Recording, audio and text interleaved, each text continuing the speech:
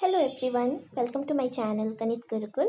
We are discussing about the topic vector algebra. We studied about the basics, and today in my second video of vector algebra we will discuss about the topic direction, cosines and direction ratios. Hello everyone, welcome to my channel Ganit Gurukul. Previously we are discussing a new topic, that is vector algebra. Okay, in my previous video we are just go through the basics of that vector algebra, the definitions, the position vector. Okay, today we will know more about vector, and today my topic is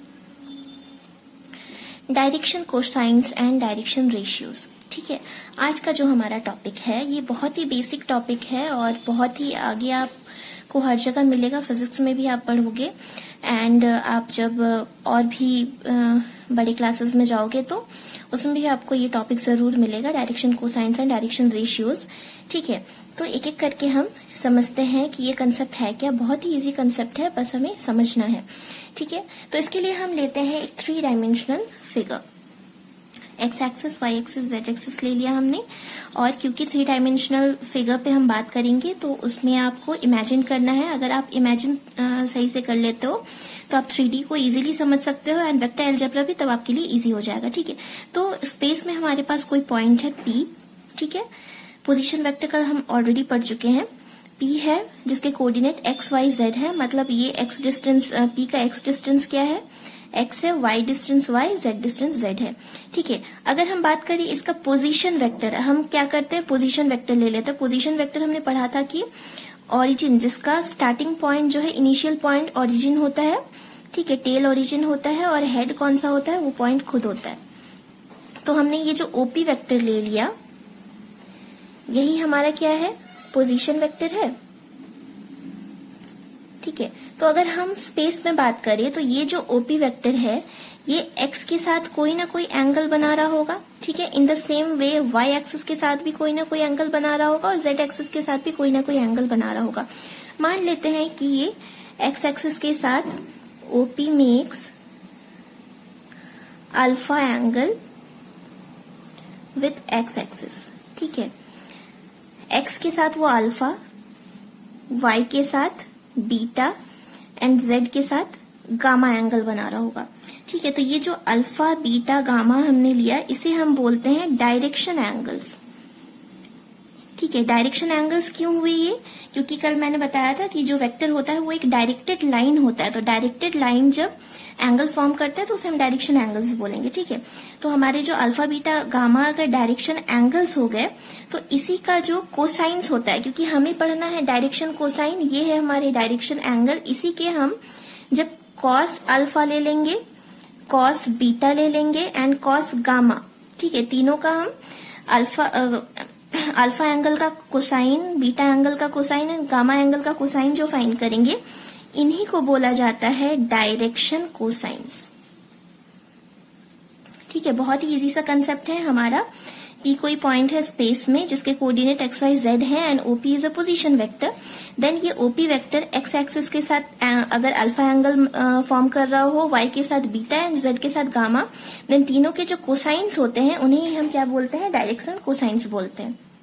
ठीक है, अब हम बात कर लेते हैं कि ये हम फाइंड कैसे करेंगे और इसके फॉर्मूलाज के बारे में.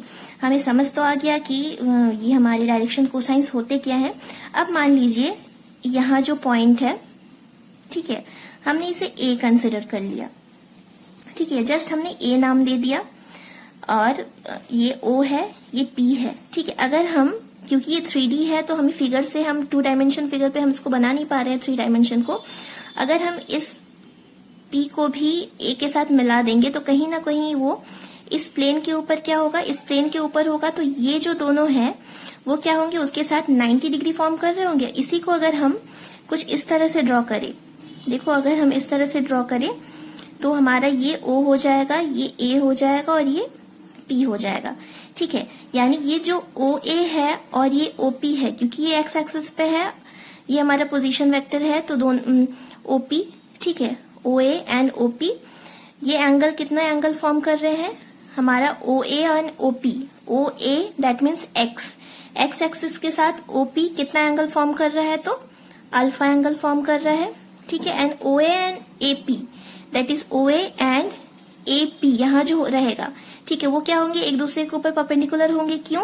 क्योंकि ये जो हमारा स्पेस है, इस पे क्या हो रहा है, ये हमारे OA पे परपेंडिकुलर है, ठीक है। तो अगर हम इस AP को मिलाएंगे तो कुछ इस तरह का फॉर्म जो फिगर है हमें मिलेगा, ठीक है। तो ये है OAP को हमने अलग से ड्रॉ कर लिया। अगर हम इसका कोसाइन फाइंड करना चाहेंगे कॉस अल्फा, ठीक है, तो कॉस थीटा होता क्या है, कॉस थीटा होता है हमारा base that is OA divided by OP hypotenuse, ठीक है।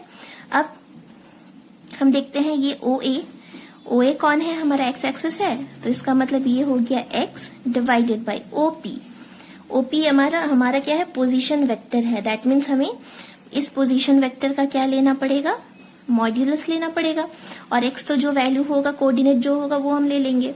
अब हमने लास्ट क्लास में हमने ऑलरेडी पोजीशन वेक्टर के जो मॉड्यूलस होता है उसे हम कैसे रिप्रेजेंट करते हैं, उसे r वेक्टर से भी रिप्रेजेंट कर सकते हैं, ठीक है। और इसी मॉड r को हम सिंपली r भी लिख सकते हैं, ठीक है। तो कॉस अल्फा का वैल्यू क्या आ गया, x/r आ गया। कैसे आया ये हमें क्लियर है, ठीक है। इसी तरह से अगर हम कॉस बीटा निकालना चाहें तो वो क्या हो जाएगा, y/r हो जाएगा, क्योंकि हम सेम पोजीशन वेक्टर की बात कर रहे हैं। और अगर हम कॉस गामा ले लें तो ये क्या हो जाएगा, z/r हो जाएगा। तो इस तरह से हम cos alpha, cos beta and cos gamma तीनों के वैल्यूज हमें मिल गए, x/r, y/r एंड z/r, ठीक है। यही जो हमारे डायरेक्शन कोसाइंस है, इनके फॉर्मूलाज हमें मिल गए, ठीक है। इसी को हम डिनोट कर सकते हैं कॉस अल्फा को स्मॉल l से, कॉस बीटा को small m and cos gamma को स्मॉल n से, ठीक है। इस तरह से हम उसे रिप्रेजेंट कर सकते हैं। तो ये बेसिक हमारा कंसेप्ट है किसका, डायरेक्शन कोसाइन का। डायरेक्शन कोसाइन होते क्या है हमने ये जान लिया, और उसके फॉर्मूलाज को भी हमने जान लिया। अब हमें आगे जो हमें समझना है वो है हमारे डायरेक्शन रेशियोज की। डायरेक्शन रेशियोज क्या होते हैं, ठीक है। डायरेक्शन रेशियोज पे भी हम बात कर लेते हैं और जान लेते हैं कि ये क्या होता है, ठीक है। सिंपली ये क्या होते हैं, दीज आर द नंबर्स, ठीक है। हम कुछ डिनोट कर लेते हैं, जैसे हमने इसको LMN डिनोट किया उसी तरह से मान लेते हैं डायरेक्शन रेशियोज ABC, ठीक है। ये नंबर्स होते हैं A, B and C such that they are proportional to direction cosines,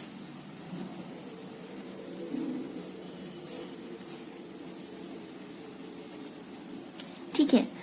direction ratios जो होते हैं वो कुछ नंबर्स होते हैं जो कि हमारे डायरेक्शन कोसाइन से प्रोपोर्शनल होते हैं, ठीक है। अब इसका मतलब क्या हुआ, मतलब इस A के साथ L का रेशियो, B के साथ M का रेशियो एंड C के साथ N का रेशियो जो है वो एक कांस्टेंट होता है। प्रोपोर्शनल मतलब एक दूसरे के प्रोपोर्शनल इसी तरह से होता है, ठीक है। तीनों को डिवाइड करने से, रेशियो निकालने से कोई एक कांस्टेंट आएगा, जिसमें A, B, C हमारे डायरेक्शन रेशियोज है एंड LMN हमारे क्या है, डायरेक्शन कोसाइंस है, ठीक है। लेकिन ये तो हमें पता चला कि प्रोपोर्शनल है। अब इसके वैल्यूज क्या होते हैं, जैसे अगर हमें LMN क्वेश्चंस में फाइंड करने को दिया जाएगा, हम x/r, y/r, z/r करके फाइंड कर सकते हैं। डायरेक्शन रेशियोज फाइंड करने को देगा तो ये हम कैसे आइडेंटिफाई करेंगे, तो अगर हम यहां से देखें L का वैल्यू x/r है, ठीक है। तो यहां से अगर हम निकालना चाहें x का वैल्यू तो क्या ये LR आ जाएगा, ठीक है। क्रॉस मल्टीप्लीकेशन कर दिया हमने। In the same way y का value m into r and z का वैल्यू n इंटू आर हो जाएगा, ठीक है। क्लियर है, x का वैल्यू LR हो गया, y का वैल्यू MR हो गया, z का वैल्यू NR हो गया।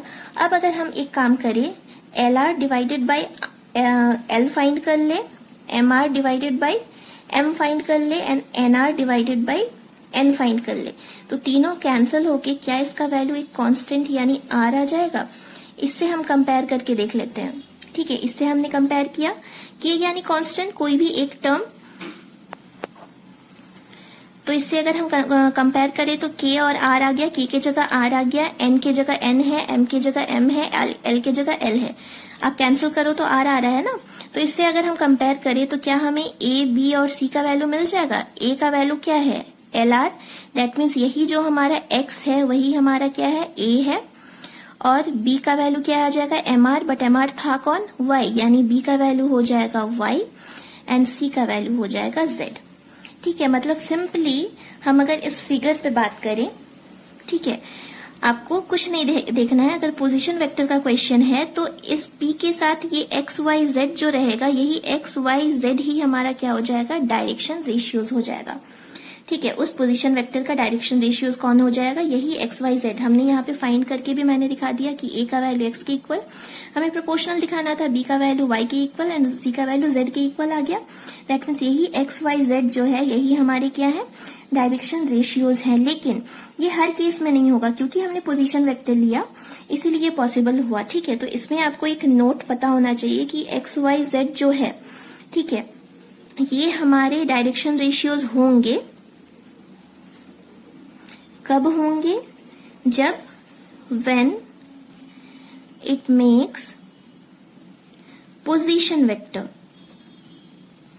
ठीक है, अगर दो अलग अलग पॉइंट स्पेस पे लेकर हम वहां से उस लाइन का हम डायरेक्शन रेशियो फाइंड करना चाहें, तब इस केस में वो नहीं होगा। जब ये पोजीशन वेक्टर बना रहे होंगे, उसी केस में ये जो एक्स वाई जेड है वो क्या हो जाएंगे, हमारे डायरेक्शन रेशियोज हो जाएंगे। ठीक है, तो हमें direction cosine and direction ratios और एक बार हम देख लेते हैं। जस्ट डायरेक्शन रेशियोज का क्या था, डायरेक्शन रेशियोज जस्ट हमारा जो ओपी वेक्टर होगा, पी कोई पॉइंट है स्पेस में, 3 डायमेंशनल स्पेस है, उसमें हमारे जो एक्स वाई जेड कोऑर्डिनेट्स होंगे वही हमारे डायरेक्शन रेशियोज होंगे। और ये ओपी वेक्टर एक्स एक्सिस के साथ, वाई एक्सिस के साथ एंड जेड एक्सिस के साथ जो एंगल्स फॉर्म कर रहे होंगे, उसके कोसाइंस ही उसके डायरेक्शन कोसाइंस होंगे। ओके, और एक बात हम जान लेते हैं, relationship among direction cosines. Direction cosines के बीच में आपस में क्या रिलेशन है, इस बारे में हम जान लेते हैं। ठीक है, तो जस्ट हम रिकॉल कर लेते हैं एक बार कि हमारा जो डायरेक्शन कोसाइंस है L, M एंड N, तीनों के वैल्यूज क्या होते थे। L का वैल्यू क्या होता था, x बाई आर, M का value y by r and N का वैल्यू z बाई आर। ठीक है, ये तीनों हमने पहले ही देख लिया है। और ये जो L equals to x by r है, ठीक है, ये R क्या था, ये पोजीशन वेक्टर का मॉड्यूलस था। और कल हमने पढ़ा था कि पोजीशन वेक्टर का मॉड्यूलस होता क्या है, वो होता है x square plus y square plus z square. ठीक है, तो L का एक और फॉर्मूला हमें मिल गया, x by under root x square plus y square plus z square. In the same way M का वैल्यू हो गया y by under root x square plus y square plus z square and N का value हो गया z by under root x square plus y square plus z square. ठीक है, अगर इसे हम इक्वेशन 1, इक्वेशन 2, इक्वेशन 3 कंसीडर करें और तीनों को हम क्या कर दें, squaring and adding, squaring and adding equation 1, 2 and 3। ठीक है, तो LHS हमारा हो गया L square plus M square plus N square. तो L का स्क्वायर यानी इसका स्क्वायर हम कर देते हैं, तो x by under root x square plus y square plus z square का whole square. In the same way M square, तो y by under root x square plus y square plus z square का whole square and z by under root x square plus y square plus z square का whole square. ठीक है, तो ये क्या आ गया, एक्स स्क्वायर बाई ये अंडर रूट और स्क्वायर कैंसिल होके x square plus y square plus z square plus y square by x square plus y square plus z square and z square by x square plus y square plus z square. ठीक है, LCM ले लेते हैं हम, तो क्या आ जाएगा, x square plus y square plus z square and numerator में भी आ जाएगा x square plus y square plus z square. Cancel out, value is 1। ठीक है, तो ये हमारा डायरेक्शन कोसाइंस के बीच में एक रिलेशन होता है जो हमें मिल गया, दैट इज तीनों डायरेक्शन कोसाइंस को स्क्वायरिंग एंड एडिंग करेंगे तो उसका वैल्यू हो जाता है 1, that is L square plus M square plus N square का वैल्यू हो जाता है 1। ठीक है, ये तो हो गया कि डायरेक्शन कोसाइन का आपस में क्या रिलेशन है। हमें एक और चीज जानना है कि ये जो direction cosine and direction ratios है, ठीक है, उनके बीच क्या रिलेशन है। Relation between direction cosines, DCs भी लिख सकते हैं, एंड डायरेक्शन रेशियोज।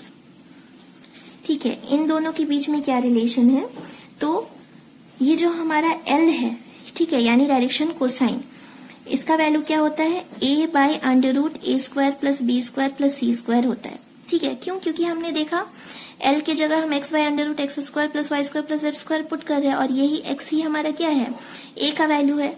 ठीक है, तो अगर हमारे डायरेक्शन कोसाइंस है L, M, N and direction ratios है A, B, C, तो दोनों के बीच का रिलेशन क्या होता है, L का वैल्यू ये होता है a by under root a square plus b square plus c square m का वैल्यू होता है b by under root a square plus b square plus c square and n का वैल्यू होता है c by under root a square plus b square plus c square. ठीक है, तो ये आज हमने सीखा जो हमारे बेसिक कंसेप्ट है direction ratio and direction cosine के, एंड उन दोनों के बीच आपस में एंड उन दोनों के बीच में क्या रिलेशन है इसके बारे में हमने जाना। नेक्स्ट लेक्चर में हम क्या करेंगे, इससे रिलेटेड कुछ क्वेश्चंस को सॉल्व करेंगे। Thank you.